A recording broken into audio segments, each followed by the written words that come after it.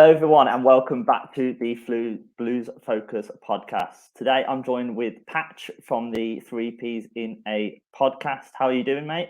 Yeah, I'm all good, Josh. Thanks for having me on. Looking forward to the game on Saturday.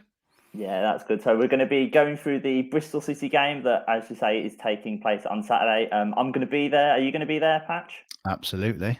Wicked. We'll be able to wave to each other from the stands.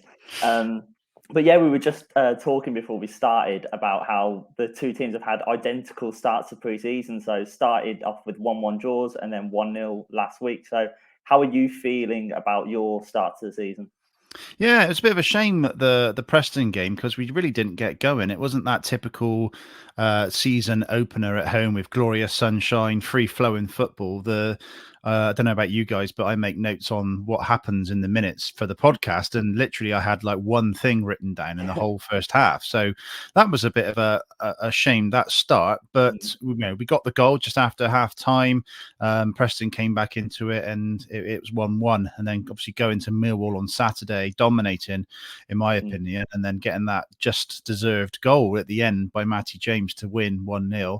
I mean, if you'd have spin them around the other way and have a 1-0 win at home to Preston and a draw away at Millwall, then you probably would be happy. But I'm happy nonetheless because it's 4 points on the board, and yeah, we're playing some good stuff. Yeah, I'd say it was a spectacular goal by Matty James in the last one.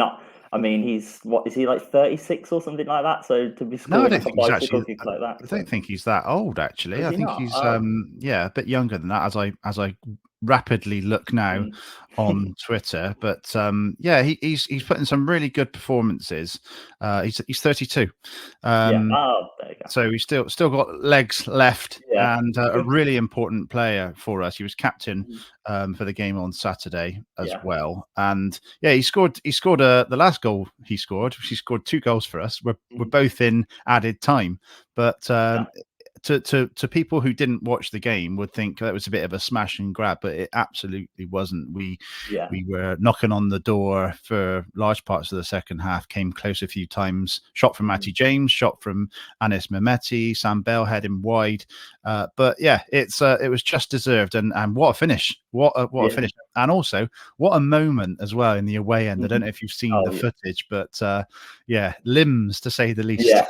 Yeah, I think we scored a couple of last minute goals. I mean, the Lucas Djukovic one against Leeds, that definitely sent limbs into the crowd. I mean, it was the best crowd we've had in years, I think. And we still didn't have the bottom tier open, but I think the whole thing around it, and people just waited till the end. So when that finally went in, as you say, limbs completely. But you're bringing 3,000, I think, down to Ashton Gate as well, which is going to fill the whole Atio stand, which we haven't seen for quite some time. So looking forward to a full Ashton Gate. I think we're pretty much sold out as well. So the noise should be quite impressive.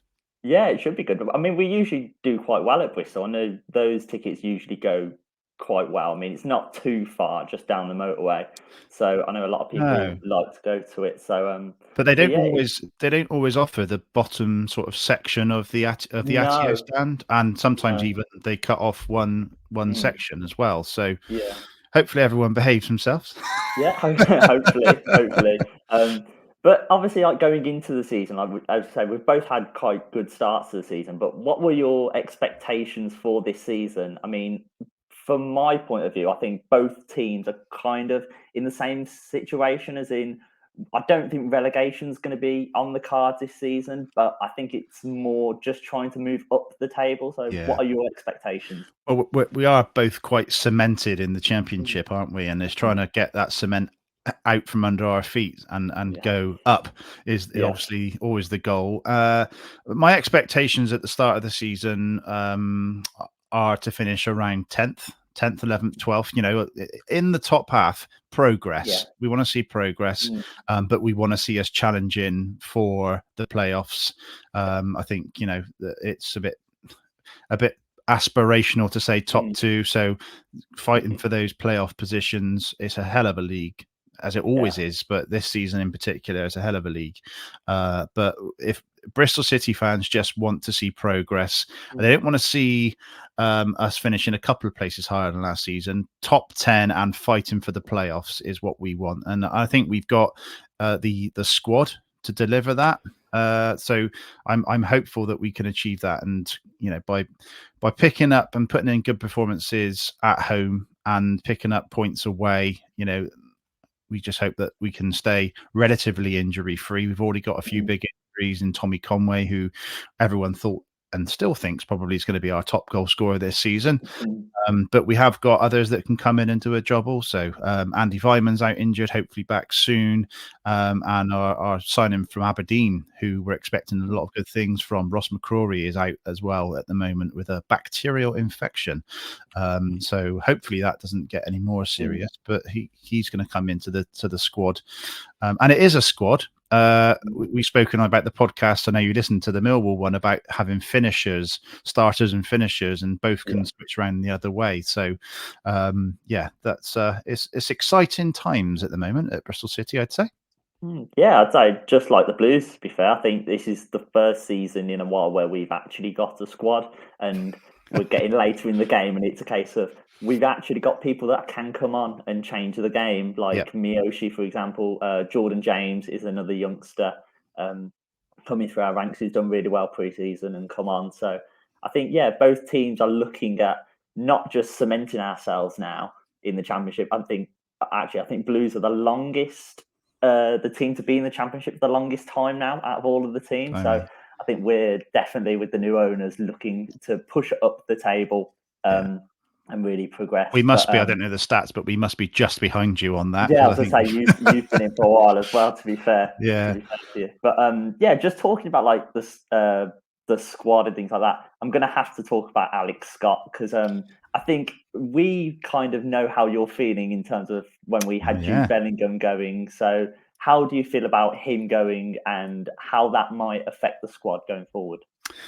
So Alex Scott has been out injured for a few weeks, and is going to be out, I gather, for another couple of months. So you kind of, we saw him in one or two pre-season matches, and he looked, as Alex Scott does, always looks really good.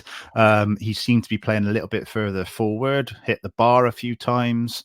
I think he scored a goal as well. But it was, as the weeks went on and we got closer to the end of August, that naivety in your brain thinks he might actually stay with us for another few months and then go in January. But the fact that he's now picked up this injury, we had an injury to Tommy Conway as well, so that might have been playing into it a little bit, so that we can go and strengthen in that position. Who knows? But it's been an absolute pleasure to have Alex Scott in the team for the last couple of seasons. When he's on the pitch, you just know that there's someone who can always do something magical, to coin the song. And we wish him every success, and we're hoping that we can watch him play for England in the near future and cheer him on in that regard as well. So someone who was just fantastic to watch play football. He was just a pivotal part of the team. Yeah, I think, as you said, he's definitely going to be someone that plays with England, and I think it would probably be quite nice in the future seeing him and probably Jude Bellingham play together, because they're both quite similar players. They're a bit box to box, aren't they, in that midfield? They've both got the energy, and I think with Declan Rice maybe holding in CDM, it'll be good to see them both, like those two Championship players who have come from the Championship and I remember 2 or 3 seasons ago, whatever it was, I'm sure you'll tell me, but watching Jude Bellingham at Ashton Gate and just thinking, oh my God, he was, I don't know how old he was at the time, 17 or something like that. And you just saw him glide around the pitch and the ball kind of sticking to his foot, and you just thought, this guy's going to go somewhere. So it's similarities, and the fact that he's gone to Bournemouth, for me, for 25 million, he can cement his position at Bournemouth, show what he can do, and then get that next move to earn us more money. As you say, I think it's quite similar to when Jude Bellingham went to Dortmund. Obviously, we'd got teams such as Man United and Liverpool looking at him, but for me, it was always, I wanted him to go to Borussia Dortmund because I know he'd play. And I think with Alex Scott, he's gone to a team in Bournemouth that he is going to play in that team. He's not going to like a top team where he's just going to be put on the bench and then forgotten about. Like, Bournemouth are going to mould him into that player. And that's Absolutely. what you want from your young players. Like, I think you get to a point where you realise they're too good for the team, and you just want them to move on and set the world alight somewhere else. Really. Yeah, can't So, wait to see him play yeah. again. It makes me more interested in match of the day with the likes of him and Yeah. Semenyo playing. Yeah. Definitely. But like we talked about Alex Scott, obviously he's moved on, and you've mentioned the likes of Tommy Conway. Have you got any other players that we need to be looking out for on Saturday? All of them. All of Yeah, them. yeah, No, so I expect us to line up 4-3-3, and sometimes it's more 4-2-3-1. yeah, Obviously, Naki Wells is a well-established, well-known championship player who can score goals, and then you've got Sam Bell as well, who's sort of playing on the right of a three, and he is someone who's exploded into the team over the last few months and towards the end of the last season, and he is very quick, can score goals. So we've had Brian Tinian on the podcast before, who's the academy director and was involved in player pathway and all of that sort of stuff. And he said seasons ago the future will be Sam Bell and Tommy Conway as strikers. Sam's more left-sided now. But yeah, there's so many players in the team who can have an impact. Anis Mehmeti, whether he starts or not, he's yeah, a bit of a maverick, as mhm, Nigel Pearson has almost described him as. Someone who will take players on, jink inside, have a shot. Sykes can score goals and cause problems. Jason Knight is another new sign-in who's come in and played really well on Saturday and in the week against Oxford in the Carabao Cup. Scores goals, provides assists. Real, really exciting player in the middle. So there's a number, and the man of the match, and when we do our ratings on the podcast, the last three games, our two centre backs, Rob mhm, Dickey, and Zach Viner, have been our best players. So yeah, all over the pitch we are performing. It's just maintaining those levels. And that first half against Preston wasn't a good, wasn't mm, good for us to watch. So I'm just hoping that we take the performance from Millwall into the game on Saturday and start to see that consistency of performance as well. And yeah, then there's players all over the pitch that can perform on the left hand side as well. The left hand side of the back four, Cam Pring comes forward, can assist, scores goals, and then breathing down his neck is another lad in Hayden Roberts who mm. can do the same. So competition for places all over the pitch is good to see. Yeah, and you just talking then, I'm thinking it's almost identical to our squad as well. Like we've got so many like people that have come into the squad that can just offer something else. Like I was thinking earlier today about what team would I like to see play against Bristol? Which players do I want to see come in? And we've got so many options now of just different people that can play in different positions. Yeah, I think probably the back four is probably the only real place in the team where you're like, oh yeah, that's settled and we know. But going forward, we've got so many different options now. So yeah, as you say, both teams kind of got different ways that they can hurt each other. So it yeah. should be a really good match. And it's really interesting you calling us Bristol, because Bristol Mm. City fans watching this will say, it's Bristol City, it's Bristol City. But the fact that you recognise us as Bristol and don't recognise the other team is also. uh, I've been to Bristol Rovers on a away day before, and yeah, I think Ashton Gate's a much nicer place to go to be Oh, honest. God. But Yeah, absolutely. yeah, but yeah, kind of. So going in with that, have you got any score predictions or expectations from the match on Saturday? Yeah, obviously, I know that Birmingham are on a bit of a crest of a wave with, Mm, Tom Brady coming in. I'll ask you a bit about that as well. yeah, But I think that if I'm confident, or always confident when you play at home, of beating mhm, anybody, quite yeah, frankly. So I think it'll be close. I'm going to go for a 2-1 mm, win.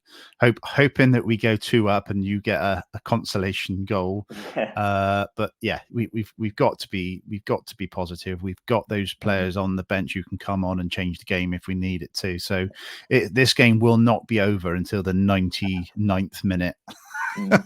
I think we're going to see that in a lot of, especially Blues games this season. I mean, both games, Swansea was a draw, and then Leeds went right to the end. So I think Mm, until our players actually start gelling together, I don't think we're going to be rolling over teams. I mean, I'm just hoping to get something out of the game. A 1-1. I mean, you battered us 4-2 last year. I remember going to that, and it was walking out. I think the 2 goals at the end were both. I think it was more you'd got the game won, Right. and it was a Troy Deeney penalty, and then I think I Cadra remember came on that.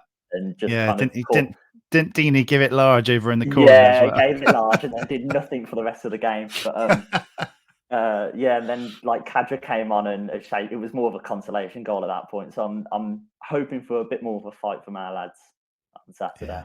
We shall see. We shall see. It'd be a good game. I'm sure it'd be a good game. And yeah, it's one of those ones that you want to see free flowing football, exciting football from your team, and go from there. But so Tom Brady, talk to me about Tom Brady. What's he actually bringing other than global, acknowledgement of Birmingham? Is he actually investing or what? I think he has invested. I'm not sure how much they've said, but I know they have said he has invested in part of the club. I don't think he's going to be there day to day, surprisingly.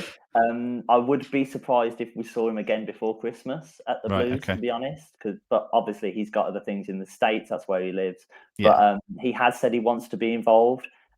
He's talked a lot about like the mental side of the game and things like nutrition and bringing what he's used in his sport over and what might apply. So I think things like that might help. I do think it's PR, but it's really it's nice to have him. And I mean, I'm expecting Tom Wagner to be there a lot. He seems, I mean, his reactions to when we scored against Leeds were just like, wow, he really, really cares. Like throwing his arms up, hugging everybody else. So as you say, it's just a really good vibe around the club at the moment. I haven't felt this excited in years, really. I think even when we had the likes of Harry Redknapp come in, and it was like, oh, we've finally got a really good manager. But there was always that thing in the back of my head of, yeah, but the owners are going to mess it up or something's not going to go right, and it didn't go right. But I think now we've got owners that have got the head screwed on. I'm a real fan of John Eustace. I think, yes, he can make mistakes as a manager, but he's young and you can see him growing almost with the club, which is really nice to see. And as I say, we just seem a lot more structured now as a club, and we're only looking forward. We're not looking over our shoulders anymore. And I think having the likes of Tom Brady come in can only help that, really. Absolutely, yeah. No, he certainly shines a light on Birmingham, and it's that Ryan Reynolds and the effect that he's had at Wrexham. Oh, I absolutely love watching that show. Welcome to Wrexham, and I know it's a slightly different kettle of fish with Wrexham and Birmingham, but it just does give that spotlight, doesn't it? And it can only bring good things, you would think. Yeah, exactly. I mean, I've already had so many of my friends being like, "Wait, Tom Brady's at Birmingham City," and I'm like, "Yeah, come down to the game." And like, centre back.